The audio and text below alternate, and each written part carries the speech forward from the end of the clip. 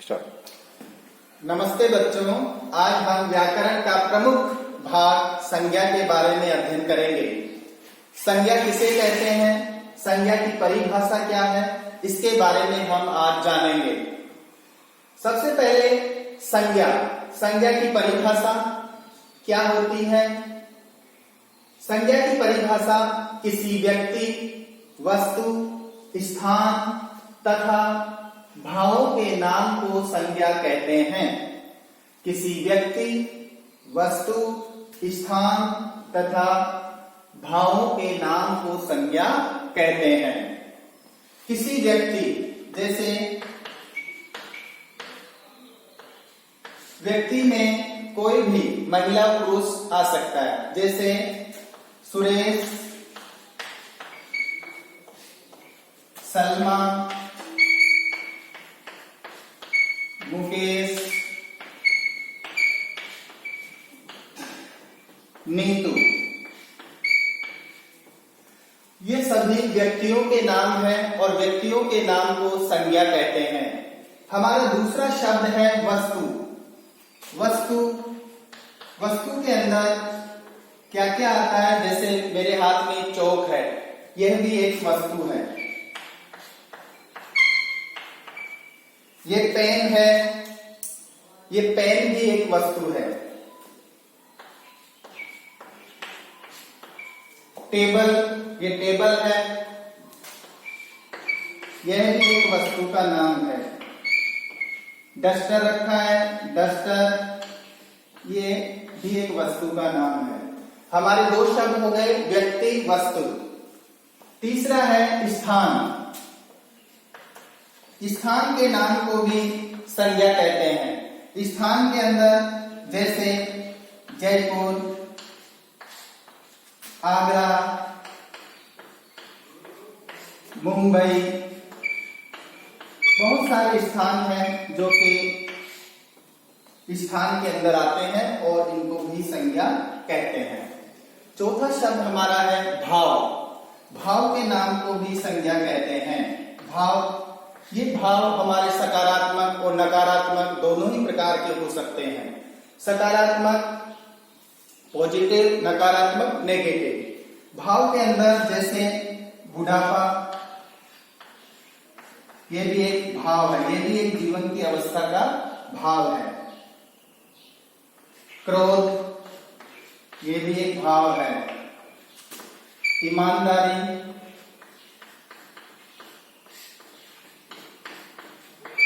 ये भी एक भाव का नाम है।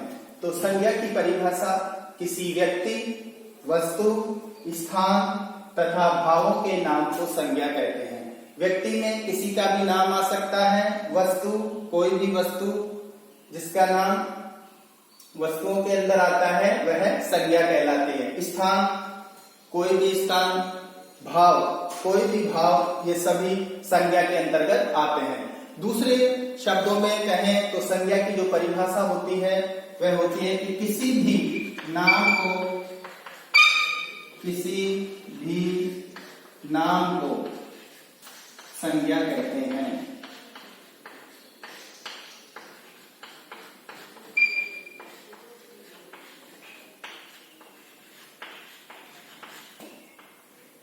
कोई भी नाम हो उसको संज्ञा कहते हैं। ये हमारी हुई संज्ञा की परिभाषा कि संज्ञा किसे कहते हैं। दोबारा से देखते हैं, किसी व्यक्ति, वस्तु, स्थान तथा भाव के नाम को संज्ञा कहते हैं। यदि हमें ये भी याद नहीं रहता है तो हम ये कह सकते किसी भी नाम को संज्ञा कहते हैं। अब हम चलते हैं संज्ञा के भेद की तरफ कि संज्ञा के भेद कितने प्रकार के होते हैं। तो संज्ञा के मुख्यतः 3 भेद होते हैं। संज्ञा 3 प्रकार की होती है। संज्ञा के भेद,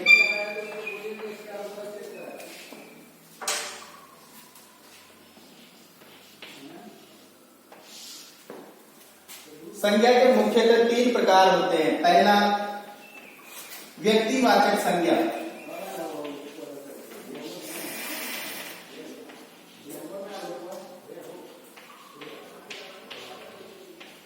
दूसरा, जातिवाचक संज्ञा।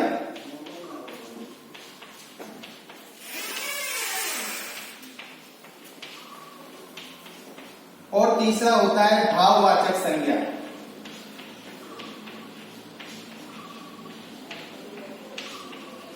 संज्ञा के मुख्यतः ये तीन भेद होते हैं। पहला व्यक्तिवाचक संज्ञा, दूसरा जातिवाचक संज्ञा और तीसरा भाववाचक संज्ञा।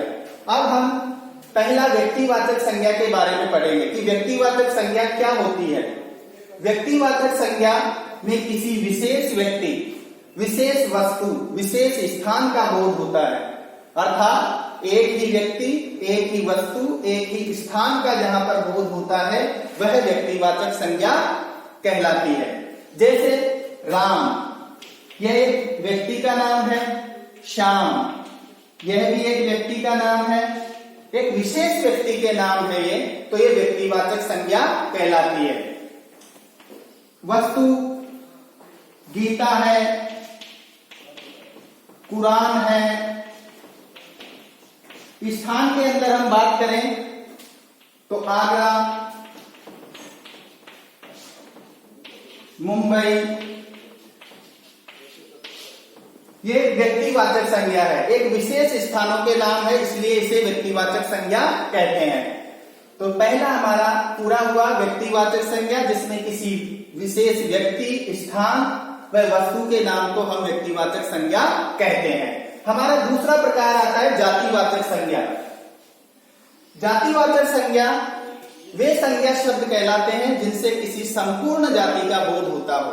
जो संपूर्ण जाति का, कास्ट का बोध कराए वो जातिवाचक संज्ञा कहलाते हैं। जैसे बालक, बालिका, नदी, अध्यापक,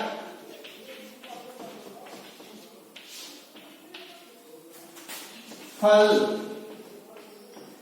ये एक जाति का बोध करवा रहे हैं। जैसे उदाहरण के लिए मुझे किसी कक्षा से एक बच्चे को बुलाना है और यदि मैं कहता हूं कि एक बालक यहां आओ, तो सभी बच्चे कंफ्यूजन में रहेंगे कि किसको आना है, क्योंकि मैंने संपूर्ण जाति का बोध करवाया है। लेकिन यदि मैं कहता हूं कि राम यहां आओ, तो राम एक पर्टिकुलर व्यक्ति, पर्टिकुलर बच्चा उठकर के कक्षा से मेरे पास आएगा।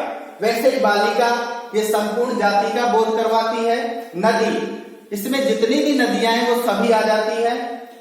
अगर गंगा, यमुना, कावेरी की बात करें तो एक पर्टिकुलर नदी आ जाती है, जहां पर एक पर्टिकुलर एक की बात की जाती है, वहां पर वह व्यक्तिवाचक संज्ञा के अंतर्गत आती है। लेकिन हम अगर संपूर्ण जाति का बोध कराने वाले शब्दों का उपयोग करते हैं, जैसे नदी, तो इसमें बहुत सारी नदियां आ जाती हैं, तो ये जातिवाचक है। अध्यापक, जिसमें संपूर्ण अध्यापक वर्ग आ जाता है, और यदि हम किसी पर्टिकुलर अध्यापक का नाम लेंगे तो वह व्यक्तिवाचक संज्ञा के अंतर्गत आता है। फल, इन फल में सभी फल आ जाते हैं, चाहे वो अनार हो, आम हो, केला हो। लेकिन अगर हम पर्टिकुलर फल की बात करें तो वह व्यक्तिवाचक संज्ञा के अंतर्गत आता है। संज्ञा का जो तीसरा प्रकार है वह है भाववाचक संज्ञा। भाववाचक संज्ञा के अंतर्गत किसी वे संज्ञा शब्द जो गुण, दोष, दशा आदि का बोध करवाते हैं उन्हें भाववाचक संज्ञा कहते हैं। जैसे भाव सकारात्मक भी हो सकते हैं और नकारात्मक भी हो सकते हैं। जैसे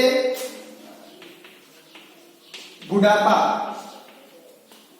ये एक भाव है, ये हमारे जीवन की अवस्था का एक भाग है, इसलिए ये भी एक भाव है। क्रोध, ये भी एक भाव है। हर्ष, ईमानदारी, ये भाववाचक संज्ञा के उदाहरण है। तो हमारे संज्ञा के तीन मुख्य प्रकार हुए। तीन मुख्य प्रकार होने के बाद आगे चल करके अंग्रेजी व्याकरण के प्रभाव के कारण हमारी जो ये जातिवाचक संज्ञा है इसके दो भाग और हो जाते हैं।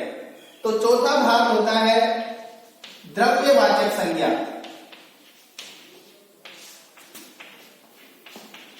और इसका पांचवा भाग जो है वह है समुदायवाचक संज्ञा।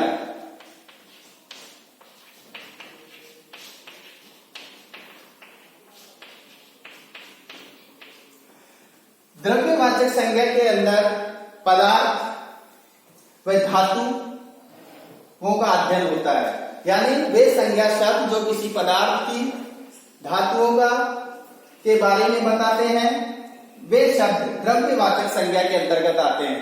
जैसे पदार्थ घी, तेल, ये द्रव्य है। इसके बाद जो धातुएं हैं, सोना, चांदी,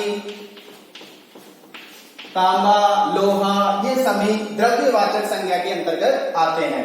इसका जो अंतिम भाग है समुदायवाचक संज्ञा। समुदाय का अर्थ होता है एक ग्रुप, एक समूह, एक वस्तु नहीं होकर के एक समूह के अंतर्गत जो आती है वो होती है समुदायवाचक संज्ञा।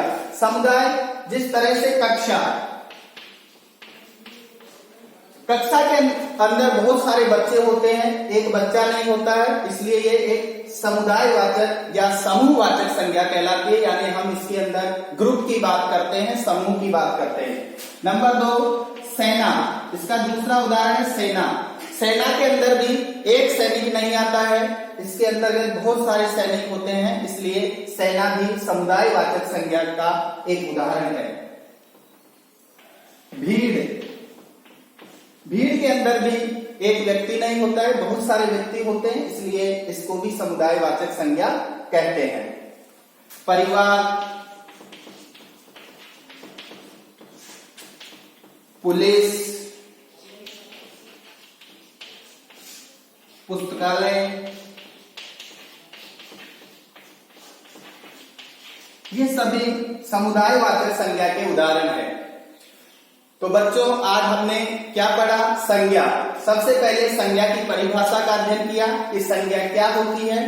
किसी व्यक्ति, वस्तु, स्थान तथा भावों के नाम को संज्ञा कहते हैं।